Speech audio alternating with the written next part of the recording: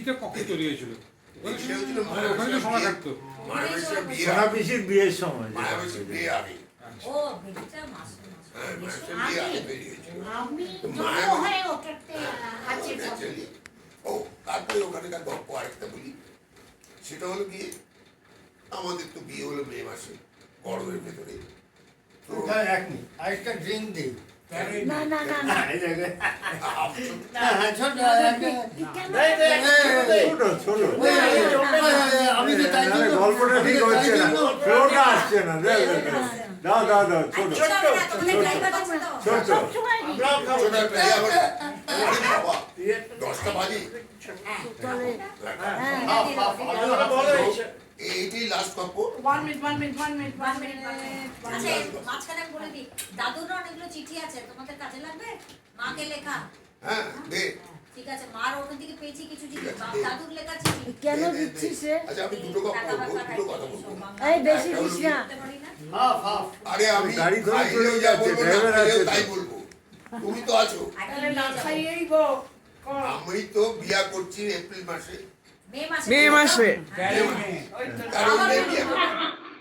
এইটা আমার খুব খুব পরিষ্কার মনে আছে। আর বাড়িতে গেলে লেডি সেক্স ছিল তো, দিদি নিয়ে সাইকেলটা পালিয়ে যেত। আর সেই অবন্য অবন্য বলতেই উপর যাত্রা পড়ে যেত। এই তো ভালো। আরো একটা খারাপ হতো যে দাদু তো খেতে বসলে পরে খাওয়ার পরে দাদু খুলে ফেলতো, থালার উপরে খুলে ফেলতো, খুলে ফেলে তারপর পরিষ্কার করে তার ভিতরে তো সব ভাত ঢুকে গেছে না, ভাত ঢুকে গেছে যেগুলো পরিষ্কার করে রাত্রিবেলা জলের ভেতরে চুবিয়ে রাখবে, লাস্ট অব্দি তাই করতো। এবং সপ্তাহে একদিন খড়ি হতো, একটা খুর ছিল এবং একটা ছোট আয়না ছিল। আমি আজকে খড়ি হবো, ওই আয়নাটা দিয়ে বসে খুর চালিয়ে দাদু ছোট আয়না ছিল তাই দিয়ে আর আর অতগুলো ঘর তো করেছিল বাড়িতে, হ্যাঁ। কিন্তু কোনোদিন ঘরের ভেতরে শোয়নি। না না দাদু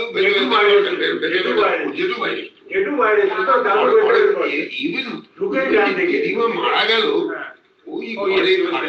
ওই ঘরে খাটে দাদু দিদিমা শুয়ে আছে, রাত্রিবেলা দিদিমা মারা গেছে, দিদিমা নিঃশব্দে মারা গেছে এবং কিছু বোঝা যায়নি। বড়দাদু তখন মানে তোর জেঠু তখন শান্তিনিকেতনে ছিল, সে ফোন করে বলছে আমাদের বাড়িতে যে মাকে দে, দিদি চলে গেছে। তো মা তো সঙ্গে সঙ্গে চলে গেল। তো কথা হচ্ছে তারপরে তার মুখের পিঁপড়া দেখে মনে করলো সবাই যে মারা গেছে। এটা আমার এখনো মনে আছে। বাড়ি ঘর সবাই মিলে থাকতে পারবে। তো এখন মনে হয় যে হয়তো করলে পরে ভালোই হতো, জমিতে থাকতো। কিন্তু আমি একটু বললাম এই শান্তিনিকেতনে আমরা বাড়ি করবো, বছরে তো 3 বার করে যাচ্ছি দাদু বাড়িতে, কিন্তু ওখানে তখনও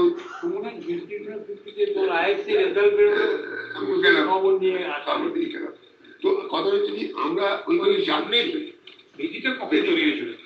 সে হচ্ছিল মায়াবতীর বিয়ের সময়, মায়াবতীর বিয়ে আগে।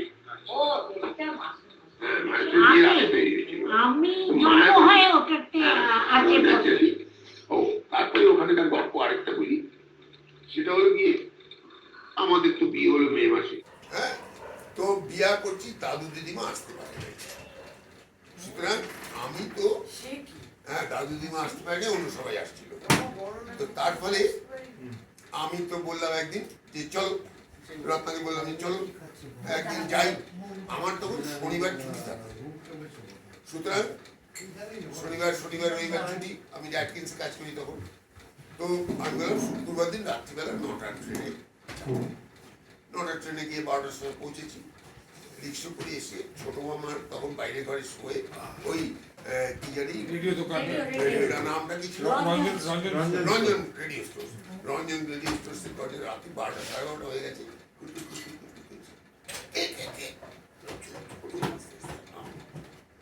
তো আমরা দুজন ঢুকলাম, ছোট মামা তখন কাছে শুয়ে আছে। ছোট বললো যে আর কাউকে জ্বালাবে না, তুমি ওই টেবিলটার উপরে শোয়া আর ওই খাটটাতে আমরা দুজন শুই। তো আমরা তো শুইলাম, কিন্তু রাত্রিবেলায় শীত করতে আছে। দেখি বাইরে হিসেবে করে দড়ির উপরে একটা চাদর শুকা দেওয়া আছে। আমি সেই চাদরটা নিয়ে আসি, আমরা দুজনে সেটা সকালবেলা দিদিমা গলা শুনছি, এই চোর আসছিল, চোর আসছিল, চোর আসছিল, আমার চাদর নিয়ে গেছে। তারপরে তো আমি বাইরে এলাম, না না চোর না, এই জল দিস নাই সাফিসিয়েন্ট, চোর না, চোর না, চোর না, হ্যাঁ ঠিক আছে, চোর না, চোর না, আমি এই তারপরে রত্নাকে নিয়ে গেলাম। এই তখন তো রত্না অল্প বয়সে এরকম বসে থাকে না, তখন লাফায় চাপায় চলে। দিদিমার সঙ্গে সঙ্গে মুরগি কাটলো। ও যেটা আমরা একসময় যেতাম, মুরগি একটা কাটা হতো। সকাল 45 সাল তখন মানে ক্ষেত্রমোহন বসু দেশ থেকে এসে শান্তিনিকেতনে এসেছেন এবং ওই অমর্ত্য সেনের যে বাড়িটা, এখন যে অমর্ত্য সেনের বাড়ি, যেটা আশুতোষ সেনের বাড়ি ছিল, সেই বাড়িতে উঠেছেন।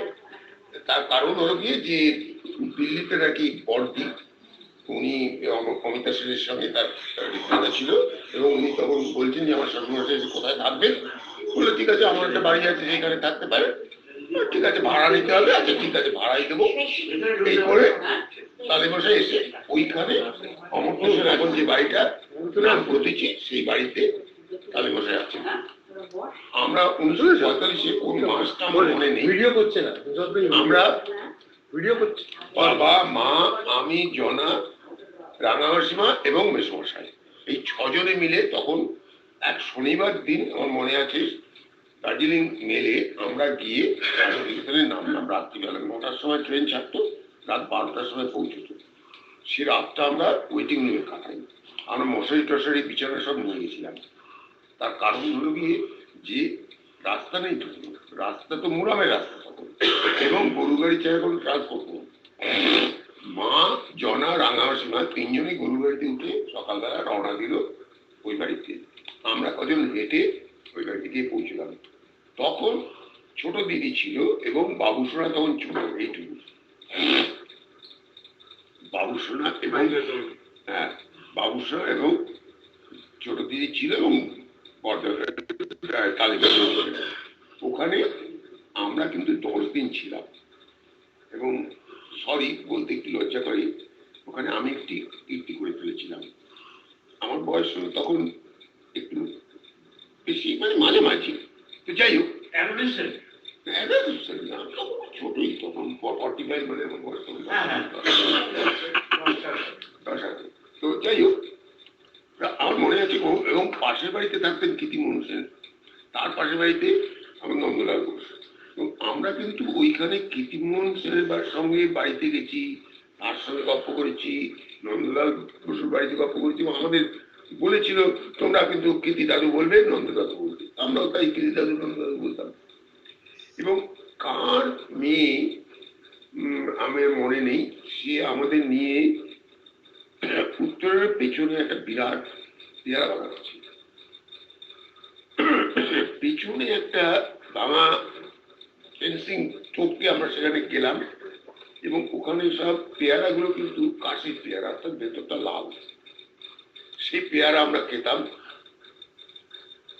একদিন গিয়েছিলাম বলে আমার মনে নেই, তো যাই হোক ওই পেয়ারা খেয়েছি আমরা, এখনো মনে আছে। তারপরে আমরা এই বাড়িতে চলে এলাম এবং এই বাড়িতে কিন্তু আমরা 10 দিনই ছিলাম। এবং তখন বাড়িঘর দুয়ার কিছু ছিল না চারপাশে, এই বাড়িগুলো ছিল কীর্তি দাদু, নন্দ দাদু, তারপরে তালেমশাই বাড়ি, এই পর্যন্তই ছিল। তার পরের বাড়িগুলো একটাও ছিল না, দুটো প্রান্ত। তবে তখনও খোয়াইটা এত পাবলিসাইজড হয়নি। তারপরে আমরা কিন্তু খোয়াইটা দেখতে যাইনি কোনোদিন, আমরা ওইখানেই ঘুরে বেড়াতাম, রেল লাইনের ধারে পায়খানা টায়খানা করতাম, এইসব করেছি আমরা। হ্যাঁ, তখন ওইটা খুব আমাদের ই ছিল যে রেল লাইনের ধারে গিয়ে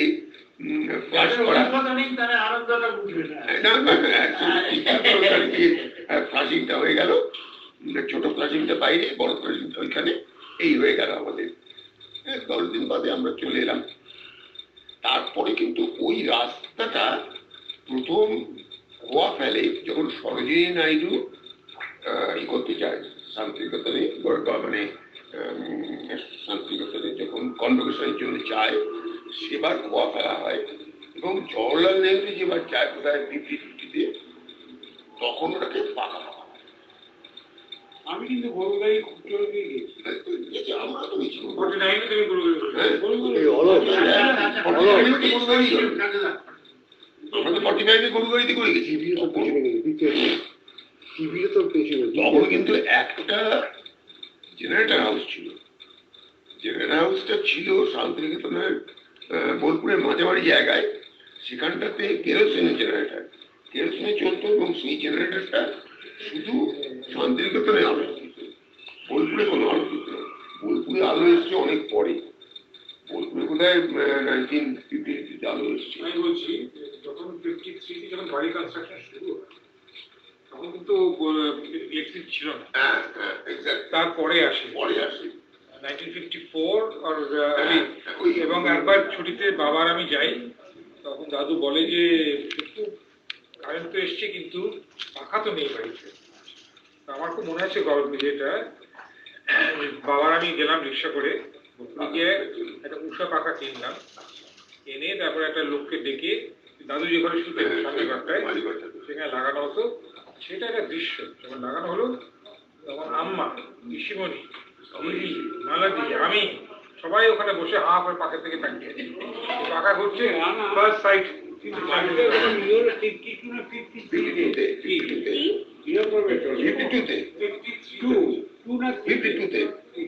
আমি 77 পাস করেছি, 52-তে পরে গেছি। আমি যাইনি। আমি গেছিলাম সেই তার চরিত্র আছে। ছিল but drawing a lot of current.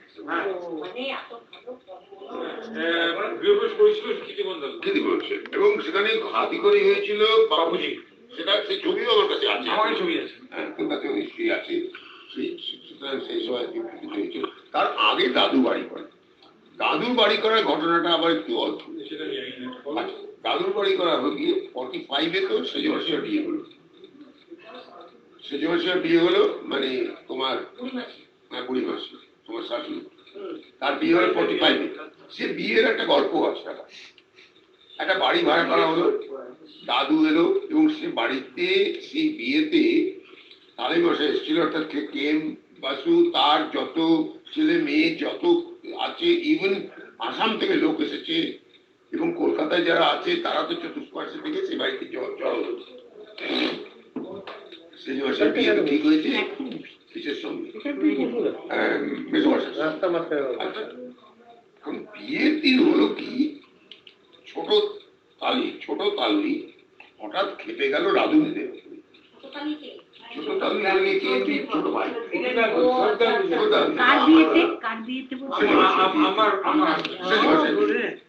এবং সেখানে খেপে গিয়ে আমার বন্দুকটাকে নিয়ে আন।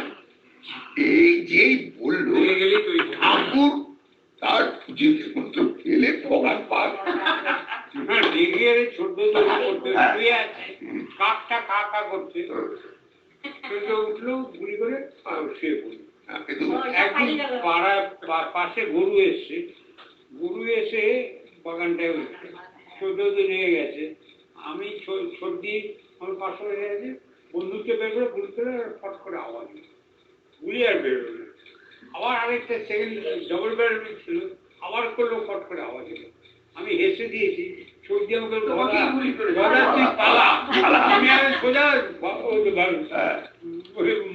কিন্তু সেখানে পালিয়ে গেল। এখন প্রশ্নটা হলো কি যে নিমন্ত্রিত তো সমস্ত আছে এবং বিয়ের যারা আসবে তাদের কি খাওয়াবে, কিন্তু তখন আসলে নেমে গেল আম্মা, আমার দিদিমা, তারপরে আসামের দিদিমা,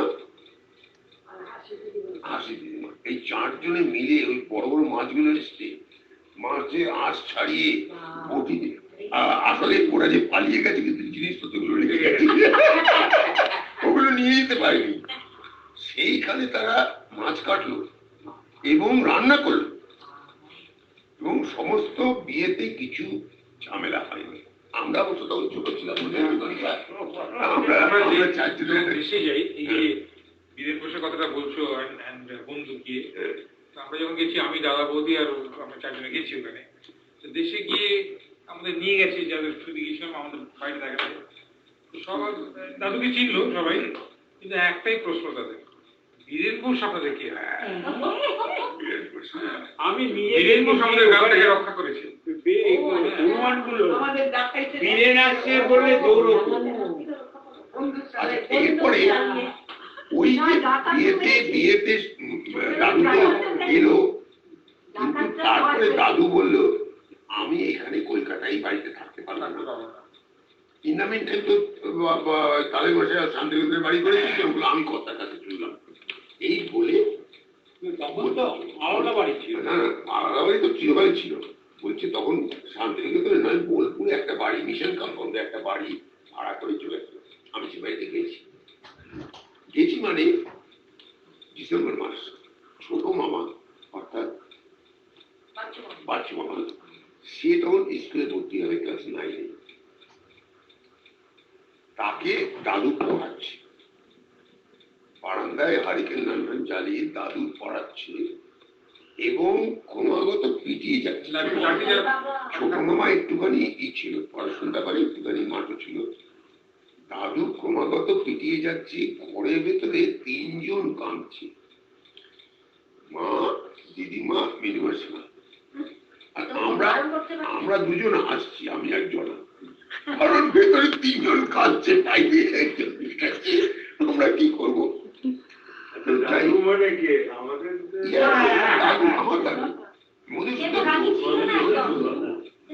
তারপরে কাকে পেলেছি? কিন্তু আমার যত ধারণা মনে নেই, সেটা বোধ হয় ছোট মামা স্কুলে ভর্তি হতে পেরেছিল কি পারেনি আমার মনে নেই, মনে নেই। কিন্তু দাদু ওইখানে স্থির করলো যে আমি কিন্তু এইখানে থাকুক। ওইখানে ভুবনডাঙ্গায় জমি কিনে ফেললো, 20 কাঠা জমি কিনে ফেললো, 1 বিঘা জমি কিনে ফেললো, ওখানে বাড়ি করলো। জুন মাসে বাড়ি শুরু করলো, মাটির দেয়াল, মাটির দেয়াল। তো সেখানে সেই কাদা এবং খড়ের টুকরো দিয়ে তৈরি করা ইটের পিসগুলো লাগাচ্ছে, বর্ষায় যাচ্ছে। এই করে করে দাদু বাড়ি তৈরি করলো, ঘরের চাল দিল, শালবাল্লা দিয়ে তার উপরে ঘরের চাল দিল, সেই বাড়ি হলো। আমরা তারপরে তখন কোথায় বাড়ি করার সময় কোথায় ছিল? বাড়ি করার সময় বোধ করে বললাম মিশন কোম্পানির বাড়ি ভাড়া করেছিল, তারপরে ওই বাড়িতে করে ওখানে that was 45, 45, 46, 48, 46। বড় বিশ্বনাথের কয়টা কথা আমার মনে আছে। ট্রেডিশন ছিল যে তোমরা কি অঞ্জলি দাও, অষ্টমীর দিন অঞ্জলি দিয়ে আমার এখানে আসবে লুচিয়ের মাংস। কোথায়? বড় বিশ্বনাথ বাড়িতে। হ্যাঁ, ট্রেডিশন ছিল। আর বলো কিছু সুখস্মৃতি বলে। আর কি এটা কপি ভুলে গেছি। আচ্ছা, শিবজি না বাস তো অনেক পরে, তার আগে অনেক বাস ছিল। আর তখন লোডশেডিং। লোডশেডিং। ওর কি লোডশেডিং? আমরা তো আমাদের বাড়িতে মেয়ে দেখতে আসবে। হ্যাঁ বন্ধুরা সব এসছে, আমাদের বাইরের ঘরটায় খুব বৃষ্টি পড়েছে। পাখাটা ঘুরছে। হ্যাঁ ওই ওয়ান করে পাখা ঘুরছে, ওরা ঘামছে, পাখা ঘুরেই যাচ্ছে। ইসি কথা ছিল ইলেকট্রিশিয়ান এর উল্টো তারটা লাগিয়ে এসি করে চালাচ্ছিল, এসি করে মেয়ে দেখা হয়ে গেছে, মেয়ে পছন্দ হয়েছে, এখন ফাইনাল আমরা মামি জামা এসছে, ফাইনাল কথাবার্তা বলতে গিয়ে যে কোনো কারণে হোক বিয়েটা আমরা একটু কেচিয়ে দিচ্ছি। নীতির তো বাড়িতে কান্নাকাটি, নীতির বাড়িতে কান্নাকাটি, এই মেয়ে ছাড়া বিয়ে করবে না, এই মেয়ে ছাড়া বিয়ে করবে না নীতি। শুনছে না। তার আগে আমি তো প্রথম থেকে দাঁত দেখাতে গেছি বার্মার ক্লিনিকে। ডাক্তার বললেন ডাক্তার বসুন দাদা আর কি বলে আমার ভাইয়ের বিয়ে দেবো। আমি বলি আমি খুব সুন্দরী না, কিন্তু খুব ভালো মেয়ে দিতে পারি। বলে শেষ আমার কথাটা থেকেছি কিনা। যাই হোক, সুন্দরী আমরা বলবো কেন, সুন্দরী কিনা তারা দেখে নেবে। কিন্তু বাংলাদেশের কতগুলো মানে বই আমি নিয়ে এসেছি। এখানে একটা অর্গানাইজেশন আছে যারা বাংলাদেশে মানে লোক এলে পরে তাদের সঙ্গে অনুষ্ঠান করে। আমি বলেছি তাদের পরের অনুষ্ঠান হলে পরে আমাকে বলবেন। আমি কতবার একটা এই বইতে বিয়ের আগে আমি কতবার কিন্তু বটহরা গেছি তো প্রচুর মানে খুব ওখানকার ওর একজন আমার লিখেছে, খুব ভালোবাসতেন গিয়ে সবার সঙ্গে বইতে সেদিন করলাম, আমি অনেক বুঝলাম। হ্যাঁ আমাকে আমি অনেকবার ডহরা গেছি আর সে কিন্তু তোমার মা খুব ভালোবাসতেন আমাকে দীনেশ দাদুর ফার্স্ট হলো কি, দীনেশ দাদুর একটা বইয়ের দোকান ছিল। বাংলাদেশের থেকে যেসব বিপ্লবী ইস্তাহার বেরোতো বা বই বেরোতো সেগুলো বার্মাতে দীনেশ দাদুর দোকান থেকে distribute হতো। এবং সেই জন্য পুলিশে ধরেছিল, মনে আছে যে পেছনে যে মারধরের চিহ্ন না, সেটা ওই কারণে। এবং সেই জন্যই বোধ হয় তালে মশাইকে আর এরা ই করে, কারণ তালে মশাই তো সরকারি চাকরি করছে, সেই জন্য এটা যারা লিখেছে তারা আর কি ওই বিপ্লবীটা লিখেছে বইগুলো।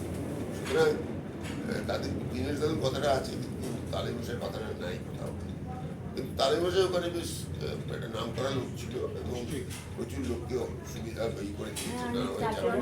অনেকেই থেকেছে হ্যাঁ, কিন্তু না, আমি ওই বইতে খুঁজছিলাম, কিন্তু যেহেতু বাবা যখন বাড়ি করতে গেল, এই বাড়িতে গেল ক্ষেত্র যে বললো বুড্ডা দাদু আর কি বললো, আপনি ক্ষেত্রমোহন বসুর জামাই দিতে পারছি না, আমার একটা খালি নেই। ড্রাইভারের যে জন্য ডেকেছিল তখন পুরো ওটা একটা পড়ে আছে, তারপরে তো সেই কতদিন রয়েছি, 50 বছর। ওটা ভাড়া ছিল 30 টাকা 80 পয়সা, বস্তি ভাড়া তখন 32 টাকা। আমাদের এরকম অবস্থা ছিল। তো ওই বাড়িতে অথচ ক্ষেত্রমোহন নাম ছিল 45 সাল থেকে 65 সাল 45 থেকে 65। হ্যাঁ, তোমার বিয়ের আগে বাড়িটা ছাড়া হলো। রেঙ্গুনে যে বাড়িটাতে দাদু থাকতেন অ্যাজ অ্যাসিস্ট্যান্ট সেক্রেটারি, সেই বাড়িটা আমাকে বাবা দেখিয়েছিল। আচ্ছা, কোনো ছবি নেই। বাড়িটা আমার মানে তখন 6-7 বছর বয়স আমার। বাড়িটা মানে ধরো স্বাধীনতার বাড়িতে যতটা জমি ততটা জমি সবার মাঝখানে একদম, হ্যাঁ, দোতলা বাড়ি। অ্যান্ড ঘোড়ার স্টেবলস ছিল আর ওই ক্যারেজের গ্যারাজ ছিল। আচ্ছা এগুলো আমার খুব মনে আছে। সেখান থেকে নাকি সেক্রেটারি উনি রোজ ঘোড়াগাড়ি করে আচ্ছা, আসতে। আমরা কিন্তু এই পুরোনো সেক্রেটারিয়েট বিল্ডিংটা দেখে এসেছি। হ্যাঁ, ওটা এখনো আছে, কিন্তু ইন রুইন্স, কারণ ওখানে এখন আর নেই। আচ্ছা, ইতে উঠে গেছে। ওটা ছবিও তুলেছে। হ্যাঁ, আমিও ছবি তুলে এনেছি, কিন্তু আসলে তো উঠেই গেছে, ক্যাপিটাল তো চলে গেছে অন্য জায়গায়। বেঙ্গল একাডেমি দাদুর অফিসটা আছে বেঙ্গল একাডেমি, কিন্তু এখনো নাম আছে বেঙ্গল একাডেমি লেখা, আমরা গেছি। ছবি তুলে বাড়িটার নিচে গ্রাউন্ড ফ্লোরে একটা বিরাট জায়গা ছিল, যেখানে সবাই জেঠুর থেকে গল্প শুনতাম। জেঠু আর বাবা ওখানকার গল্প হচ্ছে যে নিচের ঘরটাতে এটা হচ্ছে একটা হল ঘর। আমার বাবা, আমার জেঠু এবং বড়দা এরা দুজন থাকতো। এরা প্রায় দিন দেখেছে যে রাত্রে শুতে গেছে তিনজন আরো 30 যারা ওই জাহাজ এসছে বাঙালিদের সব নিয়ে এসছে বাড়িতে। ওরা থাকতো 2 দিন 4 দিন 3 দিন, তারপর চলে যেত। আচ্ছা, আমি এবারে যখন এসে গেলাম, ডালানে গেলাম, আমার এক সাউথ ইন্ডিয়ান ভদ্রলোকের সাথে আলাপ হলো। উনি ম্যান্ডেলাতে ছিলেন আর কি। উনি ম্যান্ডেলের গল্প বলছেন। আবার যখন শুনলেন আমি ম্যান্ডেলাতে জন্মেছি, উনি একটা বই লিখেছেন, বইটা তোমাদের দেবো পড়তে যারা ইন্টারেস্টেড। উনি সেই সময়টা পোস্ট সেকেন্ড ওয়ার্ল্ড ওয়ারের সম্বন্ধে লিখেছেন। ম্যান্ডেলেতে তো তোমার ওই বাড়িটা আছে, মানে না না, বলছি ওই যে বাড়িটা, আমাদের যে বাড়ি ছিল ম্যান্ডেলাতে, সে বাড়িটা পরিষ্কার হয়ে গেছে। কিছু পাওয়া যায় গ্লাস হাউস যেটা, গ্লাস প্যালেস, গ্লাস ম্যান্ডেলেতে তো, গ্লাস প্যালেসটা ম্যান্ডেলেতে তো। এবং ওই বইটাতে পড়লে, ওই বইটা পড়লে পরে সমস্ত আমি তোমাকে ওই বইটা আমার আছে, আমার তো না না, এই ভদ্রলোক সাউথ ইন্ডিয়ান ভদ্রলোক, কিন্তু গ্লাস প্যালেস আমি তার বাড়ি গিয়ে দেখান, আমাকে নিয়ে গেল। মানে বার্মাতে আমরা যখন গেছি, আমাদের কি কি লিটারেচার আছে বার্মার সম্বন্ধে, তার মধ্যে গ্লাস প্যালেস একটা লিখে দিয়েছে। গ্লাস দুটো ছোট আমরা কোরিয়ারে গেলাম। আচ্ছা, আমার 2014 এ গেছিলেন, same year that we went. আমার ছোট ভাই বোনেরা ওরা 63-64 সালে এসছে। ওরা সব ওখানে বেঙ্গল একাডেমি থেকে সব পাস করে এসছে। আর এই বড় যে কুতুলগুলো থেকে ডাক্তারি করলো, পরে কি ইংল্যান্ডে আছে, ও আমেরিকাতে আছে, সবাই ওরা কেউ এই দেশে আর নেই কেউ। তারা বেঙ্গল একাডেমিতে সব পড়েছে, ওরা সব এখনো এসে বাংলাতে যায় পুরোনো। তবে দেখে এসে ওদের আর ভালো লাগে না। লুইস স্ট্রিটে যেখানে একটা আমাদের ক্যানিং স্ট্রিটের মধ্যে ছিল, লুইস স্ট্রিট অন্যরকম হয়ে গেছে সব। তবে আমরা দুটো শহরে গিয়েছিলাম দেখার মতো, মানে নর্থ বার্মাতে। একটা হচ্ছে মোগক, হ্যাঁ, যেখানে আমার বাবার ফার্স্ট পোস্টিং। সেখানে বাবা যখন যায় বিয়ের আগে, তখন বাবার কাজ ছিল একটা 75 মাইল লং রাস্তা দেখার। বাবা মানে মেনটেন্স করতো ঘোড়ার পিঠে, গাড়ি ছিল না, ঘোড়া করে। তারপরে এই বড়টা মডেল T4 500 টাকা দিই না। আচ্ছা, আরেকটা সেকেন্ড শহরটা হচ্ছে তার কাছেই, মানে কাছে হচ্ছে মেনিও, যেটা জেঠুর ফার্স্ট পোস্টিং। বিউটিফুল টাউন এখন। বাগানটা খুব ভালো ছিল।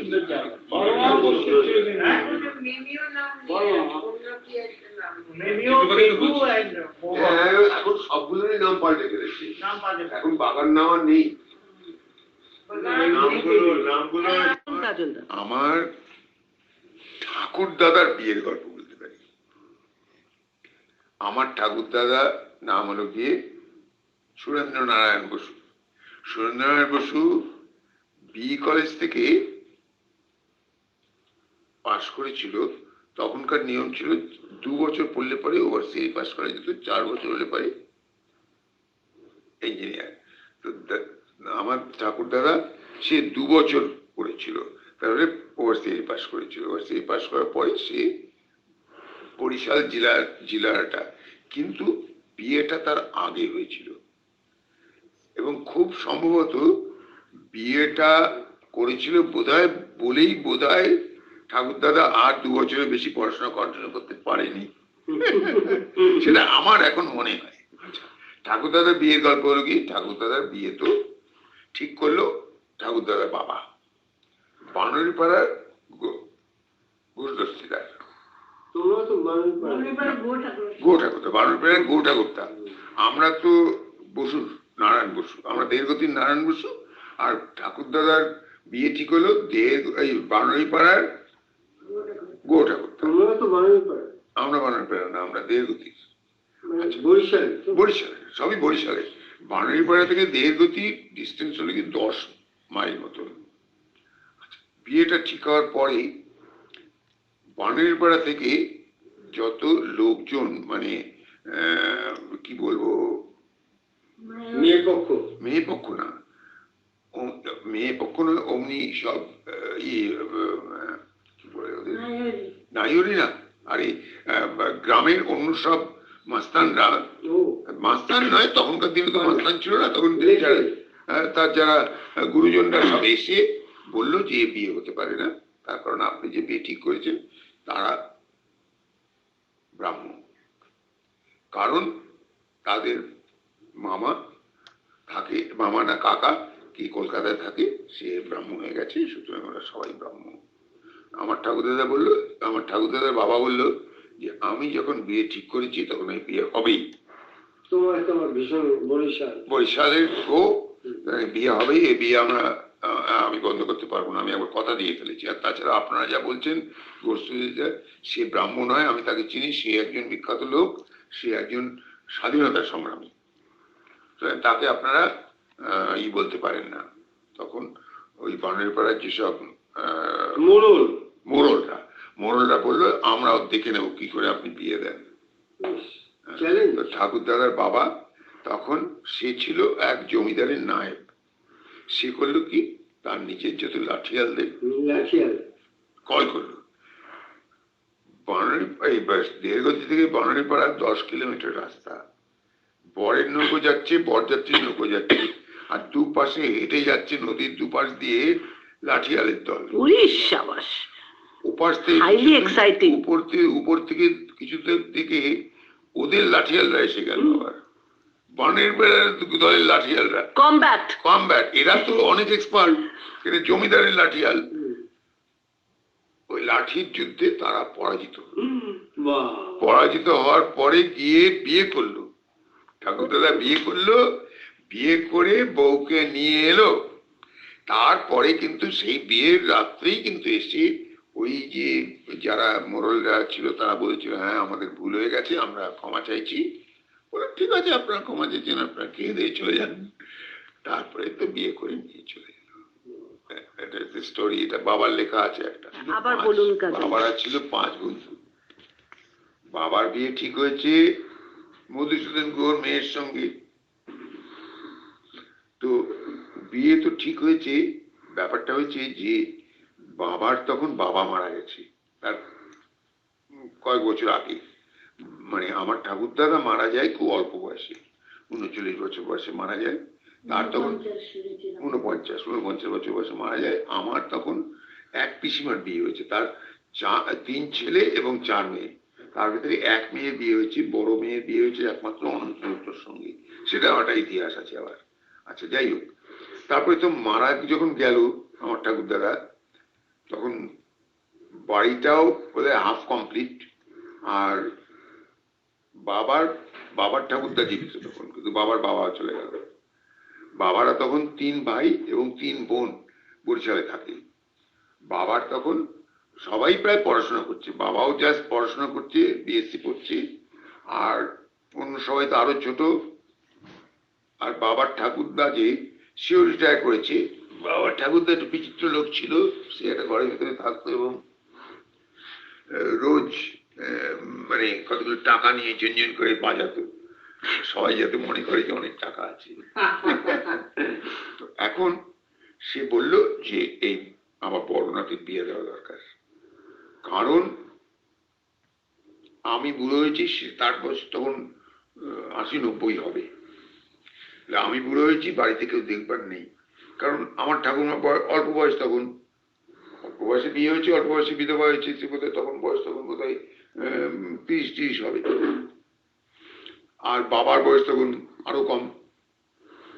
তো না, বাবার বয়স তখন 20-22 হবে, ঠাকুরমা তখন তার থেকে কত বয়স হবে, 14-15 বছর বয়সে হয়েছে বাবা।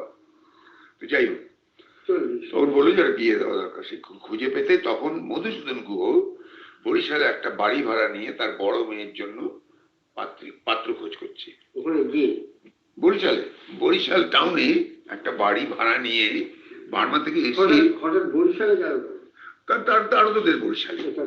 তারতদের বরিশালে গ্রাম রঘুনাথপুর, বরিশাল শহরের টাউনে সে একটা বাড়ি ভাড়া নিয়ে সে মেয়ের জন্য পাত্র খোঁজ করে বেড়াচ্ছে।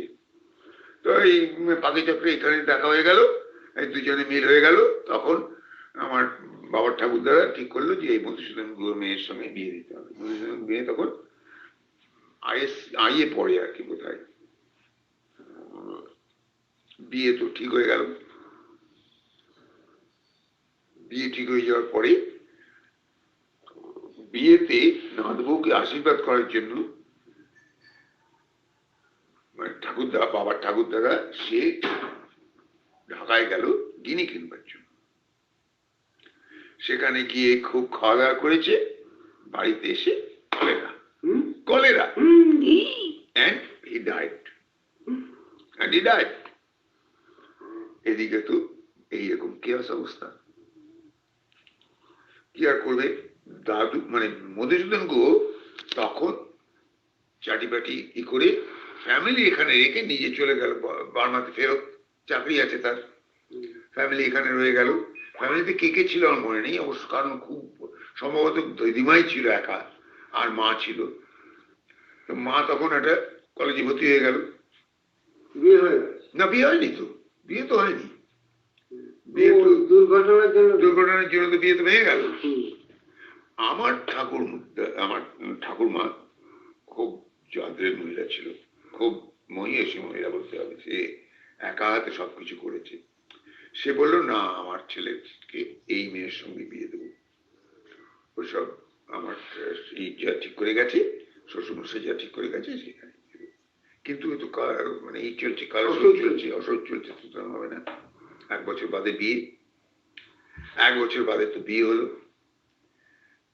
ঠিক করেছিল কেন, বাবারও মত ছিল না খুব বেশি বিয়েতে, কারণ অল্প বয়স, বাবার তখন কেউ 20-25 বছর বয়স, তাড়াতাড়ি বিয়ে করে, কি আরো কম বয়স বোধ হয়, তখন সবে বিএসসি পড়ছে। তো কিন্তু ঠাকুরদাদা বললো যে এখানে দেখবার কেউ নেই, দের ইজ নো গার্জিয়ান, একটা গার্জিয়ান দরকার, শ্বশুর হলে পরে সেটা গার্জিয়ানকে করতে পারবে। তো হলো, তারপরে বিয়ে তো হয়ে গেল। বিয়ের পরে স্টিমার ঘাটে, বরিশাল থেকে ঢাকা আসবে স্টিমারে করে, স্টিমার ঘাটে সবাই দাঁড়িয়ে আছে। তালিমাসা এসেছিল, মানে কেএমবি এসেছিল, কেএমবির ভাই এসেছিল, অনেকে এসেছিল, তারা সব দাঁড়িয়ে আছে। আর মধুসূদন মানে আমার দাদু, সে চলে যাচ্ছে, বারবার চলে যাচ্ছে, আর গার্জিয়ানশিপ এখানে করতে হবে না, বারমাতে চলে যাচ্ছে। এদিক থেকে প্রণাম করতে শুরু করলো, কেএমবি কে প্রণাম করলো, তার ভাইকে প্রণাম করলো, বাবা দাঁড়িয়ে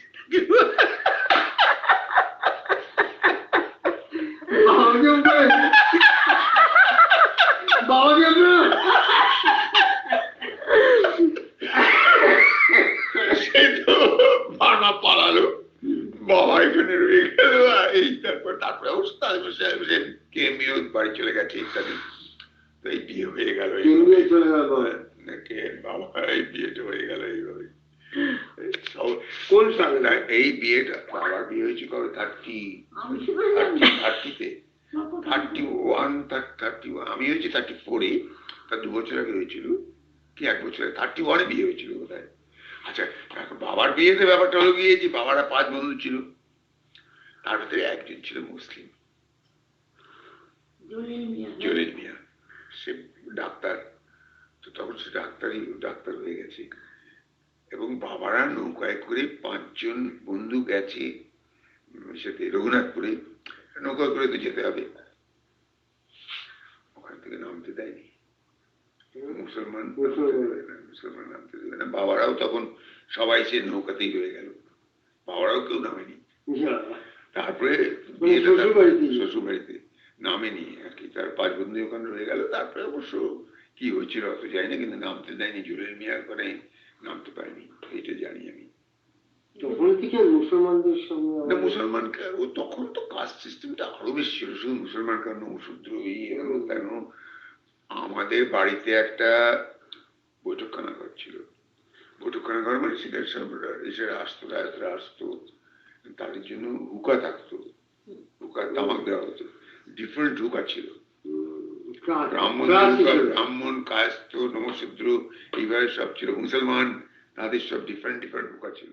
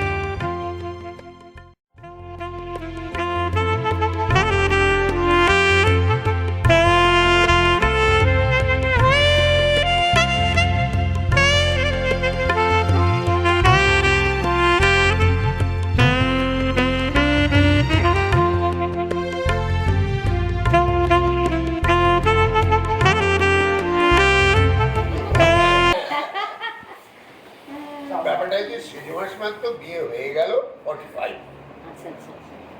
দাদু তখন রিটায়ার করেছে, দেওঘর থেকে চলে এসেছে, চলে এসে বড়নগরে একটা বাড়িতে কয়েকটা দিন ছিল ভাড়া। তারপরে বলল যে আমি এখানে থাকতে পারবো না, এইরকম একটা রুক্ষ সূক্ষ্ম শহরের ভেতরে আমার থাকা হবে না, বোলপুরে কোথায় থাকবে? ইন দ্য মিনটাইম কিন্তু বড়দাদু অর্থাৎ ক্ষেত্রমোহন বসু সে অলরেডি শান্তিনিকেতনে একটা ভাড়া বাড়িতে, অমর্ত্য সেনের বাড়িতে ততদিনে থাকতে শুরু করে দিয়েছে। তো ওখানে সুতরাং দাদু শান্তিনিকেতনের নাম করে বোলপুরে একটা বাড়িতে ভাড়া করে গিয়ে উঠল। সেটার নাম হলো গিয়ে বাড়িটা কি গার্ডেন ছিল জানি, আচ্ছা যাই হোক বোলপুরে। তা আমরা সে বাড়িতে গেছি। তখন ছোট মামা ছোট, ক্লাস 7 না 8-এ ভর্তি হবে, না ক্লাস 9-এ ভর্তি হবে। ছোট মামাকে তোমার থেকে ছোট? এক বছর, ও আচ্ছা। আমার থেকে 1 বছর বড় ছিল। 1 বছর বড়। ক্লাস 9-এ ভর্তি হবে। দাদু পড়াচ্ছে। দাদুর তো পড়াতে পড়াতে তার সমস্ত ধৈর্যচ্যুত হয়ে গেল। ধৈর্যচ্যুত হয়ে ছোট মামাকে মাথায় মারতে শুরু করলো। কাঁদছে কিন্তু ছোট মামা না, ঘরের ভেতরে 3 জন, দিদিমা, মা, মিনুমাসি, 3 জনে অজন্যে কাঁদছে আর আমরা হাসছি।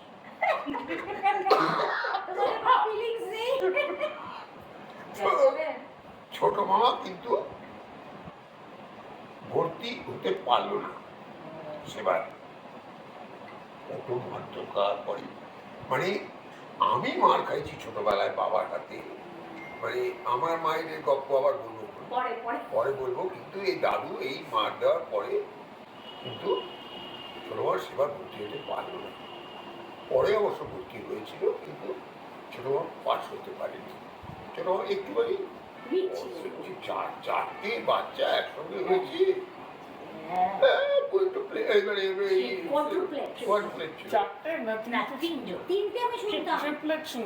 দুটো মেয়ে আর কিন্তু তাদের সব কিসে করে সত্যতে করে দুধ খাওয়ানো। হ্যাঁ, এত ছোট ছোট ছিল যে এইটুকু ছিল, মানে বাক্সে রাখা। তো সেই অবস্থা ছিল আমার। তো ব্রেনটা very very good man, good soul. হ্যাঁ, তো সেখানে তো ছোট মামার ওখানে কিছু পাস করতে পারলো না, মানে ভর্তি হয়েছিল কিন্তু তারপরে আলটিমেটলি পাস করতে পারেনি। দাদু তো কিন্তু ওখানে তারপর ঠিক করলো না এইখানে থাকবো, আমি বাড়ি করুন। 10 কাঠা না 20 কাঠা জমি কিনে ফেললো ভুবনডাঙ্গা। বর্ষাকাল পুরা জুন মাস, তার ভিতরে দাদু ওখানে বাড়ি করবে। কিসের বাড়ি? না মাটির বাড়ি। আরে সেখানে গিয়ে দেখি দাদু ওই সাঁওতালদের মতন বাড়ি করছে। ওই মাটিগুলোর ভেতরে জানিস তো, মাটিগুলো ভেতরে খড় দিতে হয়। খড় না দিলে পরে বাইন্ডিংটা হয় না।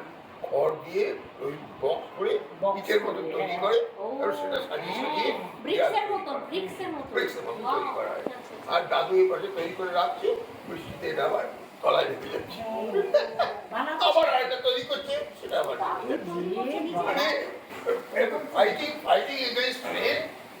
দাদু কিন্তু চালিয়ে যাচ্ছে। জুন মাস, জুলাই মাস, বরিশাইলা বাঙাল তো করুমি। এবং সেটা দাদু কিন্তু বাড়ি ঘরে তৈরি করে ফেললো। ছাদে বাঁশ এবং খড় চাপাল দিয়ে সে বাড়ি এরকম জুলাই আগস্ট মাসের ভেতরে গৃহপ্রবেশ হয়ে গেল। ব্যাস, আর কি গৃহপ্রবেশ হইলেও কিন্তু শুধু বাড়ি না, সেই সঙ্গে গোয়ালটাও তৈরি করেছে। গোয়ালটা তৈরি করেছে এবং গোয়ালে 3টি গরুও রাখা হয়ে গেছে। দাদু তো এক হাত ঢুকিয়ে গরুর জাবনা দিচ্ছে। তারপরে বাগান করবে। একদিন কুয়াটার পাশে দাঁড়িয়ে একজনের সঙ্গে গল্প করতে আসে। এই সময় একটা ছেলে ছুটে এসে বলল, বাবু হয়ে গেছে, বাবু হয়ে গেছে।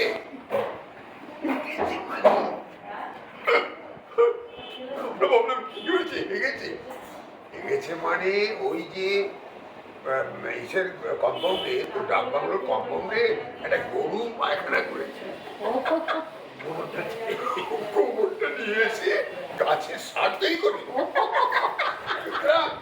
অপেক্ষা করছি আসছে বটে, কিন্তু এর ফলশ্রুতি তোমরা জানো না। হ্যাঁ এগুলি এই ওখানে যা লাগিয়েছে দিদিমা, সব চা বাগান থেকে আরম্ভ করে সব কিছু আমরা খেয়েছি ওখানে। সব দারুণটা শুনেছি রোয়াইল বলে একটা ফল, হ্যাঁ রোয়াই রোয়াইল ওখানে দুটি গাছ ছিল। ওটা আচ্ছা আমরাও খেতে পারি তোমরাও খেয়েছো? আমরা খেয়েছি রোয়াইল, রোয়াইল মানে আর কোথাও পাইনি সব আমরা। বাড়ি একদম পেয়ারা গাছ, এমন পেয়ারা গাছ ছিল, রত্ন তো গাছগুলো বসতাম। হ্যাঁ পেয়ারা গাছ ছোট মামা পেছন থেকে ঠেলে দিত আর আপনার ওটা আমরা সামনে উঠেছি গাছে উঠি। গাছের বাড়ির পিছনে থেকে একটা পিছনে একটা সামনে একটা দুটো খেজুর গাছ ছিল, খেজুর গাছের রস রস উঠেছিল। খেয়েছি হ্যাঁ, তারপরে মুরগি পাল জম্বুরা গাছ জম্বুরা ছিল না। ভরে হ্যাঁ ছিল। মাথা ওই